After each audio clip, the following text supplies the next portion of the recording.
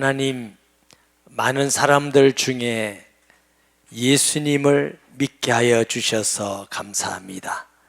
예배드리며 찬양 드릴 수 있게 하셔서 감사드리며 하나님께 기도할 수 있는 자격 주시며 응답 주셔서 감사드립니다. 이 시간 주님이 함께 하심을 믿습니다. 주의 성령으로 감화감동하시고 위로하여 주시고 치료하시고 믿음을 주시며 우리의 마음을 가난하게 하여 주옵시고 또 종을 지켜주셔서 도구로 하나님 말씀만 잘 수정될 수 있도록 간섭하셔서 하나님께는 영광이며 온 성도에게는 복되고 기쁜 시간 되게 하여 주옵시고 악한 수마귀가 틈 못하도록 지켜주옵소서. 우리의 구원자이시며 함께 하시는 하나님을 찬송하며 영광을 돌립니다. 예수님의 이름으로 기도합니다. 아멘. 예수님을 믿는다 하는 것은 무엇으로 알 수 있습니까? 등록하면 예수 믿는 사람 되는 거예요? 세례 받으면 예수 믿는 사람 되는 거예요? 직분을 가지고 장로님이 되고 목사님이 되면 예수 믿는 거예요? 그럴 수는 있습니다만은 예수 믿는 기준은 우리 속에 하나님의 성령이 계셔야 될 줄 믿습니다. 아무리 성경을 많이 읽고 열심히 봉사하고 충성하고 헌신한다 할지라도 성령이 없으면 아무것도 아닙니다.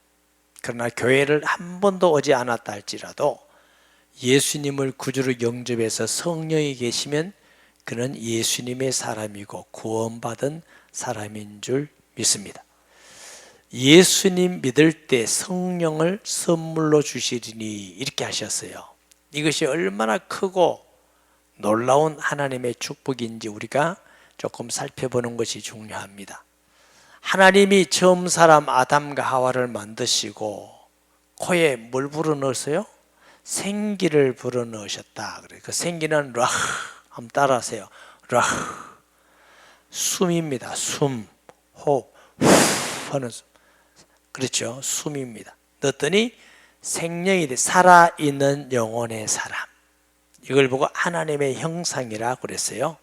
하나님과 교통하고 죄가 없는 하나님과 함께해서 늘 행복하고 선악감을 따먹지 않으면 영원하도록 지원받은 존재인데 하나님의 말씀을 불순종하고 불신앙하고 선악과를 따먹고 범죄했어요. 자, 이 선악과를 따먹고 범죄했다는 건 윤리 문제가 아니고 수준 문제도 아니고 노력 문제도 아니고 하나님과 관계를 깨버린 겁니다. 하나님과 파괴돼 버린 겁니다.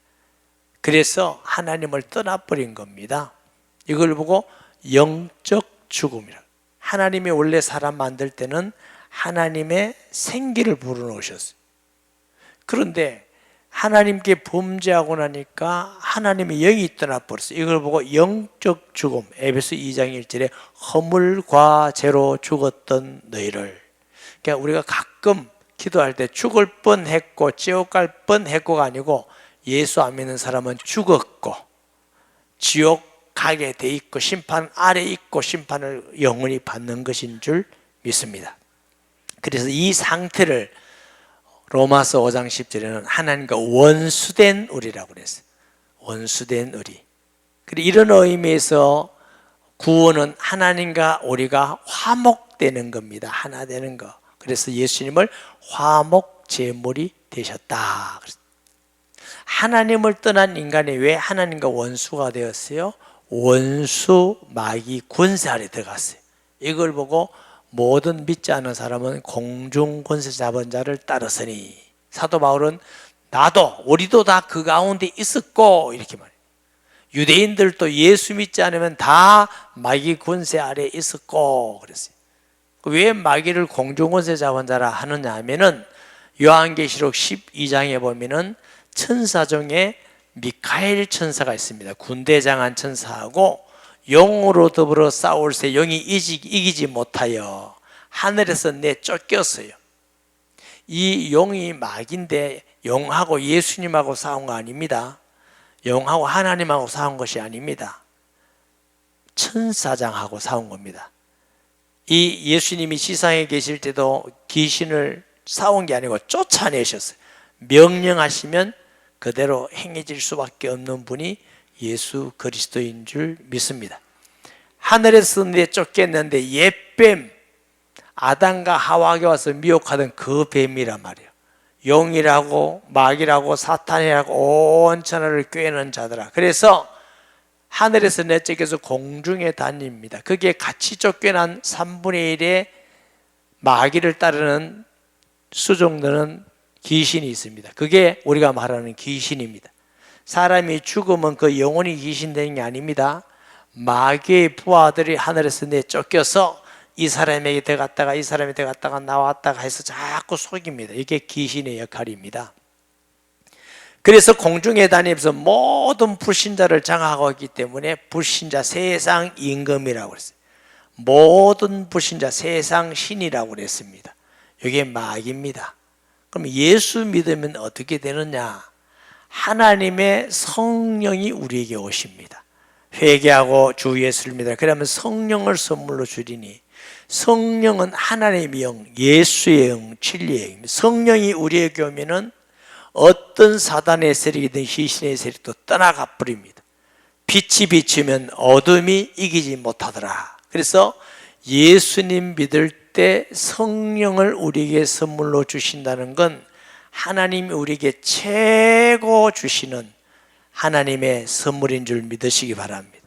선물의 가치는 누가 주느냐가 중요하고 어떤 선물이냐가 중요합니다. 하나님께서 주신 선물,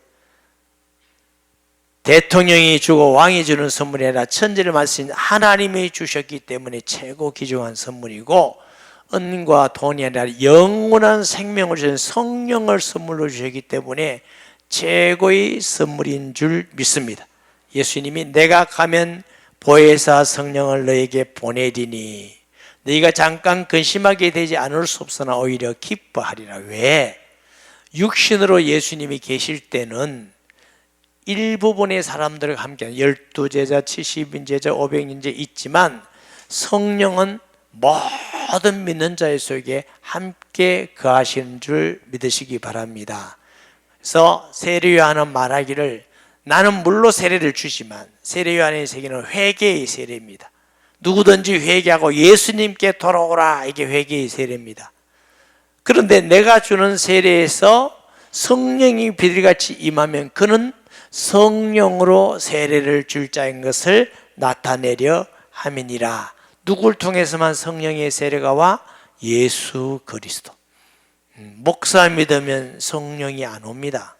장로님 믿어도 안 옵니다. 미스 코리아 믿으면 더 안 옵니다. 누가 믿으되 예수 그리스도를 믿을 때 성령이 오십니다. 할렐루야. 예수님을 통해서 구원받게 되는 줄 믿습니다. 요한복음 1장 29절 34절에 보면 이튿날 요한이 예수께서 자기에게 나오심을 보고 이르되 보라, 세상 죄를 지워하는 하나님의 어린 양이로다. 내가 전에 말하기를 내 뒤에 오는 사람이 있는데 나보다 앞선 것은 그가 나보다 먼저 계심이라 한 것이 이 사람을 가리킴이라. 나도 그를 알지 못하였으나 내가 와서 물로 세례를 베푸는 것은 그를 이스라엘에게 나타내려 함이니라. 아멘. 요한이 또 증언하여 이르되 내가 보매 성령이 비둘기같이 하늘로부터 내려와서 그 위에 머물렀더라. 나도 그를 알지 못하였으나 나를 보내어 물로 세례를 베풀라 하신 그이가 나에게 말씀하시되 성령이 내려서 누구 위에든지 머무는 것을 보거든 그하고 성령으로 세례를 베푸는 줄 알라 하셨기에 나도 보고 그가 하나님의 아들이심을 증언하였노라 하니라. 여러분이 예수 믿고 성령이 여러분 안에 계시면 무슨 말씀이 되죠?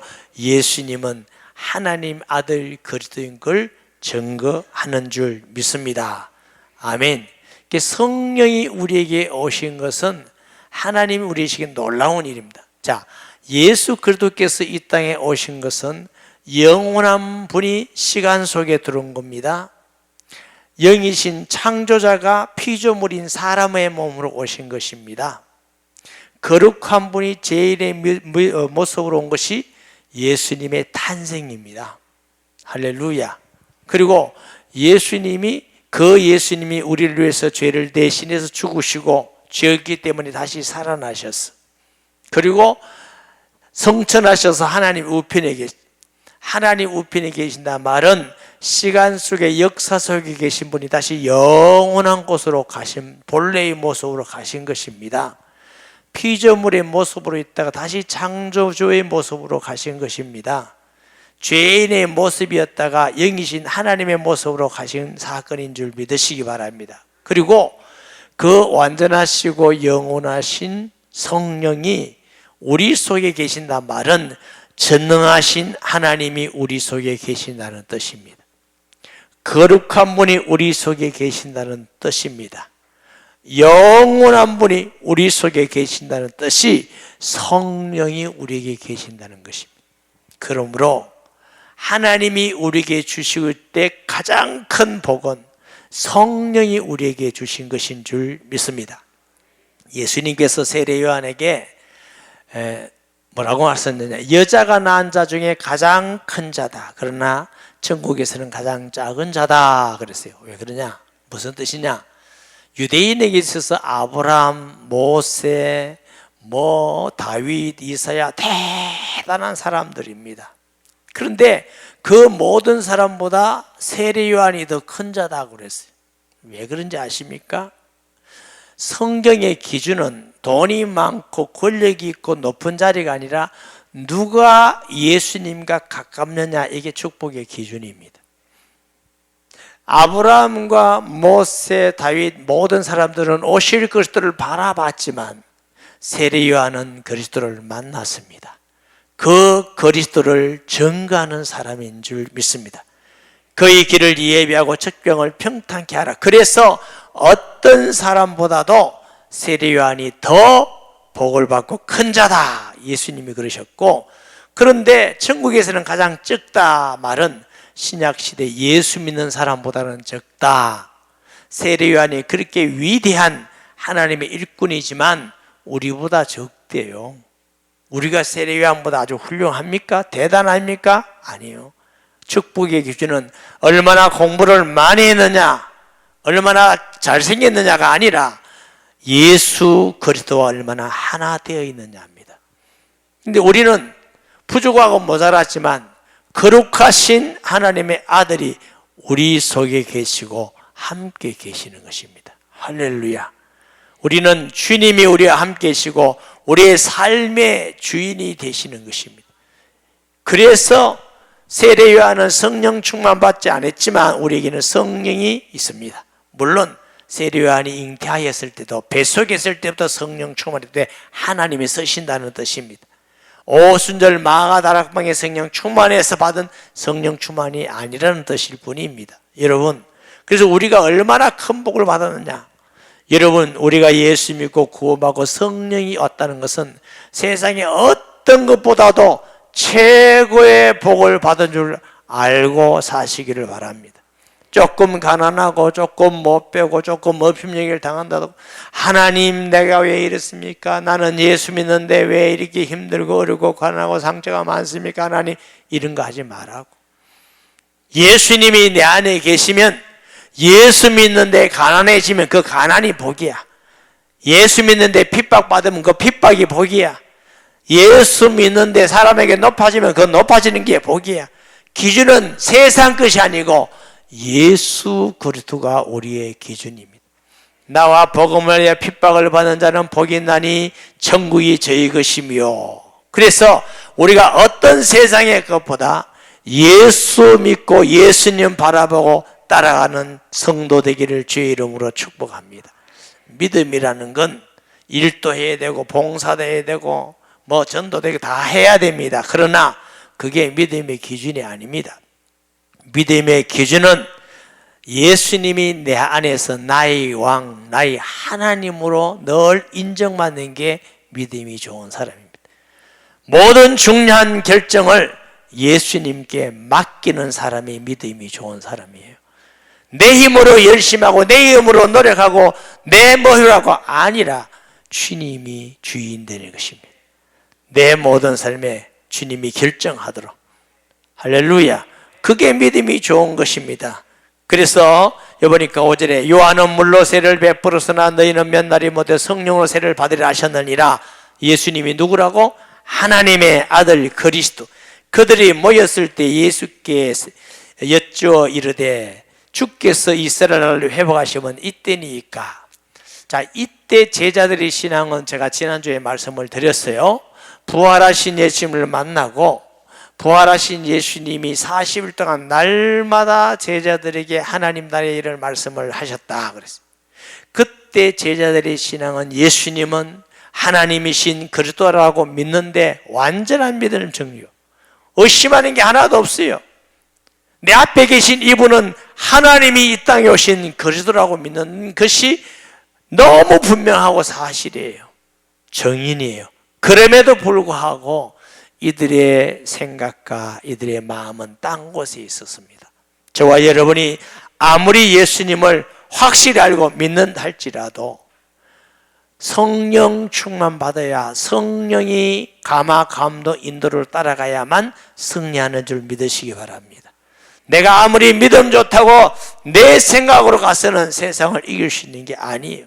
이렇게 예수님의 증인들인 사도들인데 그들의 관심은 이스라엘이 로마에서 해방되어서 평화로운 육신의 나라, 잘 사는 나라, 우리도 좀 자유롭게 사는 나라, 풍성하게 사는 나라, 그게 언제 옵니까? 그게 관심이 있습니다. 예수님의 관심은 거기 있지 않습니다. 7절 이르되 때와 시기는 아버지께서 자기의 권한에 두시니 너희 알 바니요. 그건 너희가 알 권리가 아니고 그건 하나님이 하시는 거다. 하나님의 주권이다. 사랑하는 여러분, 우리의 관심이 늘 얼마나 예수 믿으면서 잘 살까, 얼마나 오래 살까, 내 자식은 어떻게 될까, 돈은 어떻게 될까, 여기에만 관심 있지 마시고 주님의 관심대로 성령 충만 받는 것이 관심이 되고 소원이 되고 나를 통해서 또 다른 영혼이 구원받는 것이 나의 소원이 되고 그런 마음으로 기도할 때에 모든 것 하나님이 필요하시면 주실 것입니다. 목사님 안 주시면 어떡합니까? 안 주시면 안 주시는 게 복이라니까 그러시네. 하나님이 오라 하면 가는 거고 하나님 아직 오지 않았다는데 자기 주권으로 죽고 그러지 말고 오라 하면 가고 살아라 하면 살고 그러면 돼요. 그거는 하나님의 주권이야. 아멘. 헛한 데 서자고 알뜰하게 서는데도 가난하다. 그러면 하나님이 가난한데 뜻이 있는 거야. 아무 때나 헛한 데 서고 막 이상하게 노름하고 막 그래서 가난하다. 그건 지 잘못이야. 뭐 그거 다 얘기해 드려야 돼요. 하나님 앞에서 그건 주님의 주권이고 나도 모른다. 그건 하나님이 할 것이고 오직 성령이 너에게 임하시면 너희가 권능을 받고 예루살렘 온 유대 사마리아 땅 끝까지 이르러 내 증인이 되리라 하시니라. 여러분, 사람으로서 최고 복은 성령이 오는 것입니다. 구원입니다. 성령 받은 사람이 최고의 복은 성령 충만한 것입니다. 옷을 비싼 거 안 입는다 할지라도 성령 충만 받아서 그 사람을 통해서 하나님이 함께 하시는 역사가 일어나면 그 사람이 최고 복입니다. 제가 그랬어요. 어떤 분이 우리 교회 성도가 옛날에 아들 이름을 바울이라고 정했어요. 그래서 생각해 봤냐, 바울은 장가도 못 갔다, 숭배하고 핍박하고 죽었다, 그대로 계속 할래? 그랬더니 막 웃으면서 생각을 해봐야 되겠다. 바울이 육신적으로 그렇게 편하지 않았습니다. 우리보다 훨씬 고생되었습니다. 가는 곳마다 죽음의 위험, 물의 위험, 불의 위험, 핍박의 위험, 태장의 위험, 가난의 위험, 굶주림의 위험 늘 따라다녔습니다. 그런데 우리는 바울을 너무너무 좋아하고 바울같이 되기를 원하는데 진짜로입니까? 진짜 바울같이 되기 원하는 사람 손 들어보세요. 바울같이 될 거야. 할렐루야. 그래도 직장은 다니세요?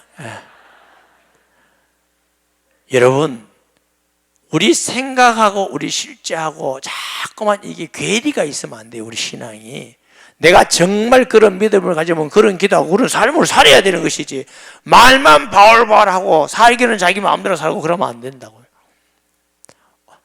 바울은 다 좋은 거 가지고 올 수 있는 사람일 수 있지만 성령 충만 받아서 한 영혼 구원을 위해서 일평생 산 사람입니다. 내가 받은 사명과 복음 전하는 내 생명을 조금 더 귀한 것을 여기지 아니하노라. 이런 바울이 가는 곳마다 함께 하셨고 기도에 응답하셨고 가는 곳에 하나님의 능력과 역사가 나타났고, 우리는 이렇게 믿지 않으면서 맨날 달라고 그러고 능력 나타나게 해달라고, 이게 안 맞는 거잖아. 그래서 제가 자꾸 진짜 믿으라고 그러는 거예요. 진짜 믿으면 살아계신 하나님, 지금도 우리와 하나님 살아계신 예수님이 성경대로 이루시고 역사하시고 응답하실 줄 믿습니다. 교회를 세운 목적은 영혼 구원에 있습니다. 사랑하는 여러분, 우리의 소원은 성령 충만 받아서 하나님의 일에 쓰임받는 데 있어야 되는 것입니다. 성령 충만하면 은사도 나타나고 성령의 열매도 일어나고, 그러나 성령 충만의 가장 중요한 것은 정인이 되는 것입니다.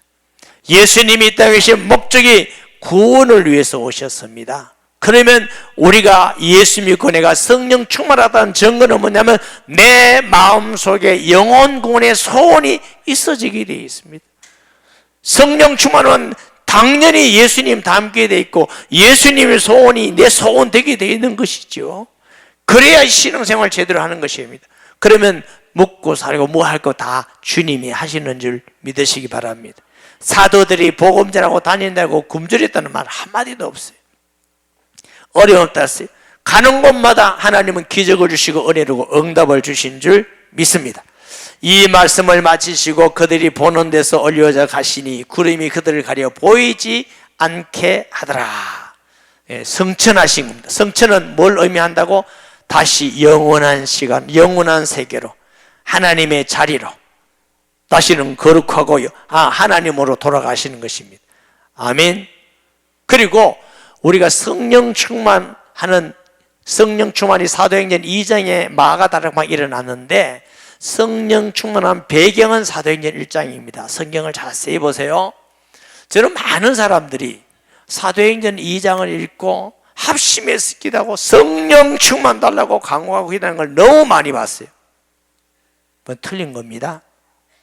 사도행전 2장은 성령 충만이 임했고, 왜 마가다락방에 성령 충만이 임했느냐? 그 배경이 사도행전 1장입니다. 어떤 사람들이 모였다고요?